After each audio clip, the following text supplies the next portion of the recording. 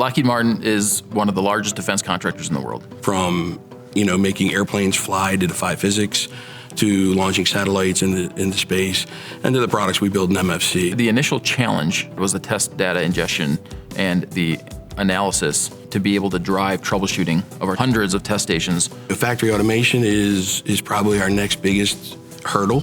So we've started to introduce robotics with Boston Dynamics, Mir robots, Spot robots. How do we take those, embed them in our process without disrupting the factory and actually getting the workforce and the robots to work together to improve our efficiencies? We've worked with AWS for quite a few years on our intelligent factory framework. We're looking at machine learning to help throughput in our SMT lines, more deep utilization of IoT, RoboMaker, RoboRunner, Digital Twin Maker, and a couple other tools to help us with robotics, process automation, factory automation in our plants. We leveraged quite a few services that are available on AWS, Redshift, Glue, IoT, Greengrass.